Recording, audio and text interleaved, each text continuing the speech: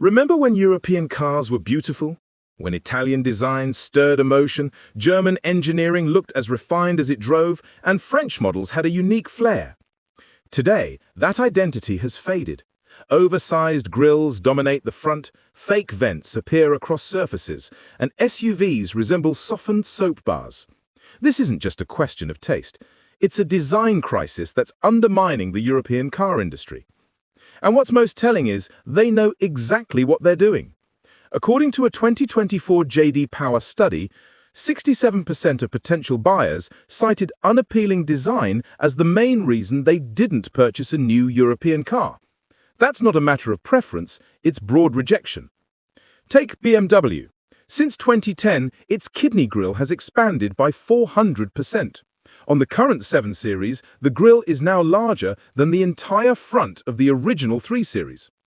Mercedes has moved away from its traditional, refined styling to a design language called sensual purity, which has resulted in shapes with little visual clarity. Peugeot's 308 features a fake grille that serves no function. Its only role is to collect bugs. This isn't just opinion. Design consultancy Pininfarina conducted eye-tracking studies, showing that viewers' eyes tend to avoid looking at the front ends of modern vehicles. Instead, attention shifts to older models or comparison photos. When instinct leads viewers to reject your design, that's failure at the most basic level. And the impact is clear. BMW's European sales fell 12% after introducing its controversial design. Mercedes recorded a 9% decline in its core sedan market. Peugeot's market share dropped from 7.2% to 5.8% in just 3 years. Unattractive design isn't just a visual issue, it has financial consequences. If every new car seems harder to look at than the last, this is why. And this is only the beginning. Because the truth behind this shift isn't hidden, it's strategic.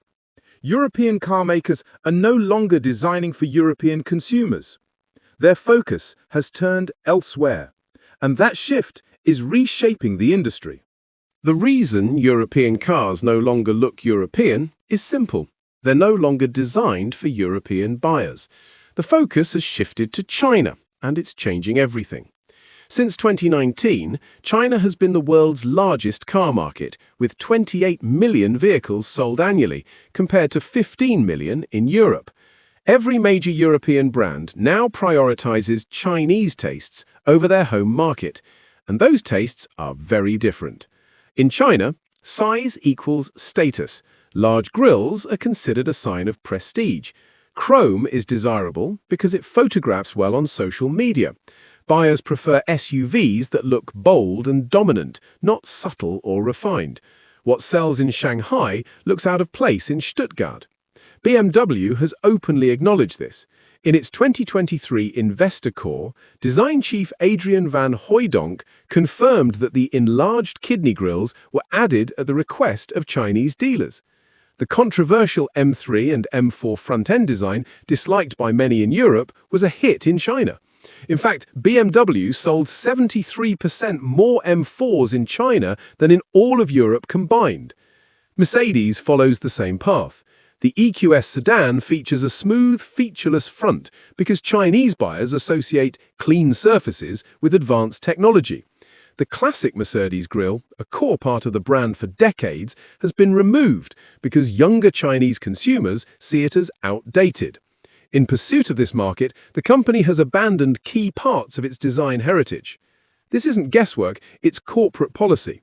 Internal documents from Volkswagen Group, leaked to German media, confirm that new models must prioritize appeal in Tier 1 Chinese cities. European preferences are officially listed as secondary. This shift has consequences. Designs are no longer created to reflect European identity or taste. They're tailored to meet the expectations of a different customer base. Manufacturers often blame design changes on regulations, especially pedestrian safety standards, but that's rarely the full story. In many cases, it's a convenient excuse to justify design choices aimed at reducing costs or pleasing overseas markets. The real story is, If your new car looks strange, oversized, or disconnected from brand tradition, it's probably because it wasn't made for you. Automakers often point to pedestrian safety regulations to justify awkward designs. But this explanation rarely holds up. In most cases, it's a cover for cost-cutting. Yes, European safety rules specify certain impact zones and hood clearances to protect pedestrians in the event of a collision. But these don't require unattractive designs. They require smart engineering. Some manufacturers invest in doing it right. The Mazda MX-5 and Alpine A110 both meet all pedestrian safety standards and still look stunning. These companies chose to solve the problem through precise packaging, careful proportions, and engineering effort. But that approach is expensive. To meet safety standards without compromising aesthetics, car makers must develop active hoods, specialized hinges, and complex structural layouts. The cheap alternative is to raise the front end, add plastic cladding, and leave large empty spaces under the hood. It's 75% cheaper and it destroys proportions. Take the Mercedes A-Class. Its high, blunt nose isn't dictated by regulation. It's the result of a cost-saving decision. In contrast, Ferrari builds the Roma with a sleek, low front that still meets all safety requirements. The difference is in spending. Ferrari puts around €12,000 per car into safety engineering. Mercedes spends about €1,200. This trend is consistent across brands. Internal documents from Stellantis reveal that they save €380 per vehicle by using basic, regulation-compliant structures rather than aesthetically optimized ones. Multiplied across millions of units, the savings are huge, but the design suffers. The truth is clear. They're choosing cheaper solutions that harm design, then blaming the rules. Pedestrian safety is important, but it's not what's making these cars unattractive. Manufacturers could maintain beautiful proportions if they invested in the engineering to support it. Many simply don't. And this is just one example of a larger pattern. When faced with the choice between aesthetics and savings, the decision often comes down to the spreadsheet. Nothing illustrates the decline of automotive design more clearly than the rise of fake vents. They're everywhere. Fake brake ducts, fake exhausts, fake diffusers, fake grilles. The 2024 Audi S3 has 17 non-functional vents. Not one serves a real purpose. What started as a cost-cutting measure has become a design disease. Functional vents require ducting, airflow testing, and real engineering. Fake ones only need a plastic mold and adhesive. Each fake vent saves around €45 in development and €12 in production. With 15 fake elements, that's €855 saved per vehicle, without delivering any function. But the problem isn't just cost. These fake parts are now used to create a false sense of performance. The Honda Civic Type R has 3 fake vents just on the rear bumper. The Mercedes A45 AMG surrounds fake vents with fake carbon fiber. It's styling with no substance. Even high-end brands are guilty. The BMW M340i features large exhaust tips that don't connect to anything. The real exhaust pipes are hidden underneath. Porsche adds fake brake cooling vents to the base Macan. When a performance brand like Porsche starts faking function, something has gone wrong. The psychological effect is real. A study from Munich University found that customers who discover fake design elements report 34% lower satisfaction and are 49% less likely to buy from the same brand again. People feel misled, because they are. They thought they paid for thoughtful engineering, but got visual tricks instead. The end result is cosmetic performance, not real performance. This approach undermines trust. When buyers realize that visible features are fake, it casts doubt on the rest of the product. It becomes harder to believe in quality, function, or honesty across the brand. Fake vents represent more than lazy design. They show a shift in priorities. It's not about building better cars, it's about creating the illusion of sportiness without the cost or effort. The damage is long-term, not just to design, but to reputation. Here's a number that explains a lot. 73% of new cars sold in Europe are now SUVs or crossovers. The industry has fully committed to high-riding, blob-shaped vehicles. And as a result, brand identity is vanishing. From a distance, it's nearly impossible to tell a Peugeot 3008 from a Seat Ateca. This isn't by accident. It's driven by two forces: aerodynamics and platform sharing. To meet fuel efficiency targets, SUVs must follow specific shapes: rounded edges, sloped windshields, smooth surfaces. At the same time, shared platforms across multiple brands force similar proportions to maximize interior space and production efficiency. The result? Different badges, same silhouette. Developing unique platforms is expensive, so carmakers reuse the same architecture across brands. The Volkswagen Group's MQB platform underpins everything from the Audi Q3 to the Skoda Karoq. Stellantis uses a single platform for 16 SUVs across 6 brands. If you start with the same dimensions and structural hardpoints, it's almost inevitable the end product will look similar. This strategy is killing variety. Models like the Alfa Romeo Giulietta, Volkswagen Scirocco, and Renault Megane Coupe have been discontinued, replaced by SUVs. Even volume leaders are affected. Ford dropped the Fiesta and Focus to focus on selling more Pumas and Cougars. EU regulations require SUVs to hit a drag coefficient below 0.30 to meet CO2 targets. That means every surface is dictated by airflow. Step inside most new European cars today, and the pattern is clear. Screens dominate everything. Mercedes fits a 56-inch hyperscreen across the entire dashboard. BMW wraps a curved display around the driver. Volkswagen has nearly eliminated physical buttons altogether, replacing them with touch-sensitive panels. It's not just a design choice, it's a shift in philosophy. And it's doing more harm than good. Two factors are driving this obsession: cost reduction and Chinese market demand. From a manufacturing standpoint, one touchscreen is cheaper than dozens of physical switches. A single screen, one processor, and a digital interface control everything. Traditional controls require individual parts, wiring, and extra assembly. Volkswagen saves €340 per vehicle by removing physical buttons.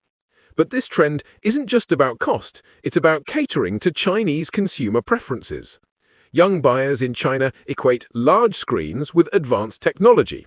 In many showrooms, a car without a waterfall display is seen as outdated. Remove the badges from most European cars and it's hard to tell them apart. BMW's Hofmeister kink has nearly disappeared. Mercedes' classic proportions are gone. Citroën's quirky French flair has faded. Across the board, distinct design traits are being erased. This is no accident. It's the result of globalization and platform unification.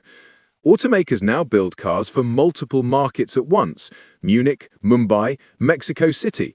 To avoid offending regional preferences or increasing costs, designs are watered down into something globally acceptable, but often visually generic. Take Alfa Romeo's triangular grille, once iconic, now flattened into a shape that could belong to any brand. Saab's wraparound windshield died with the company. Lancia's delicate detailing has been replaced by the standardized front faces of Stellantis. And the reason? Cost. BMW's internal design strategy notes that maintaining separate regional identities raises costs by 23%. Across a production volume of 2.5 million vehicles, that's billions in potential savings. So instead of designing beautiful brand-specific grilles or bodywork, manufacturers scale everything back to a shared formula. Even color choices have been streamlined. 74% of new cars in Europe are now black, white, or grey. More expressive colors are often offered only as €800 to €2,000 options, which many buyers skip. The result? Uniform roads filled with neutral tones, not because people prefer them, but because they're default and cheaper to produce. Some regulations do genuinely impact aesthetics. Daytime running light mandates led to awkward LED strips on many front ends. Front license plate placement often ruins grille design. Sensor and camera systems add bulges and disrupt smooth body lines. The Alfa Romeo Giulia, for example, has a square cutout interrupting its signature triangular grille. The Toyota Supra's nose is compromised by plate positioning. These design compromises aren't unique to Europe, but American designers, who aren't required to use front plates in many states, have more freedom to preserve aesthetics. Environmental regulations also play a role. Strict aerodynamic targets eliminate features like pop-up headlights, aggressive intakes, or sculpted panels. The Lamborghini Countach's wings and vents wouldn't pass today, not for safety, but for emissions and efficiency. Side impact rules killed thin doors, frameless windows, and elegant rooflines. Pillars became thicker, roofs got higher, cars began to look like rolling safety cages. Electric vehicles have made this worse. Battery packs require higher floors, which ruins proportions. The lack of a traditional engine allows odd front-end shapes. To compensate for the absence of intakes or exhausts, designers add fake, aggressive elements. But instead of solving problems with style, they often make the cars look like confused consumer appliances. The tragedy is that regulations rarely require ugliness. Designers just give up too early, boxed in by legal, financial, and marketing constraints. Here's the uncomfortable truth. Consumers are part of the problem. People say they want beautiful cars, but they buy the opposite. They claim to value design, but choose bland crossovers. The market rewards sameness and punishes uniqueness. Look at the numbers. The elegant Alpine A110 sold just 3,000 units in Europe last year. The bulky Volkswagen T-Roc sold 300,000. The Alfa Romeo Giulia, praised for its design, struggles in sales. Meanwhile, its SUV sibling, the Stelvio, outsells it easily. When ugly outsells beautiful 100-to-1, automakers get the message. Focus groups explain why. Buyers prioritize interior space, high seating position, and cargo capacity. Design ranks low, 7th in importance, behind items like cup holders. People want SUVs that look safe and solid. That often means heavy, bulky, and aggressive styling. Even the used market reinforces this. A stylish Alfa Romeo may depreciate 60% in 3 years. A generic Nissan Qashqai loses only 35%. Rational buyers pick safe choices over beautiful risks. Social media worsens the issue. Cars are judged by screenshots, spec sheets, and interior photos, not by proportions or details. Aesthetic quality takes a back seat to infotainment screens and luggage space. Automakers respond by designing for Instagram, not for the road. But there's still hope. A few brands are proving that good design is still possible.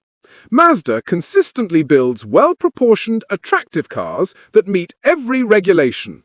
Their secret: design leads engineering, not the other way around. Smaller companies show the same. The Alpine A110 is fully compliant, yet visually striking. Morgan keeps traditional beauty alive within modern safety rules. Even mainstream brands show flashes of inspiration. The new Peugeot 408 and Citroën C4 hint at a return to character. For lasting change, manufacturers must recognize that design creates value beyond what spreadsheets can measure. A beautiful car builds brand loyalty. It turns buyers into advocates. But that only works if consumers support it. Buyers must act. Choose design. Support brands that still care. Pay for color options. Pick the sedan over the SUV when possible. Show the market that aesthetics matter. Every purchase is a vote for what gets built next. Even regulation can evolve. Just as cities protect architectural beauty, governments could consider aesthetics in vehicle design without compromising safety. Review boards could prevent visual degradation from becoming standard. The EV transition is a chance to reset. New platforms, new shapes, new rules. Car makers can either bring beauty back or double down on sterile, generic design. The choice is happening now, and once lost, design culture is hard to regain. Because cars aren't just transportation. They're one of the few everyday objects that still carry meaning, expression, and joy. Let's not trade that away for efficiency alone.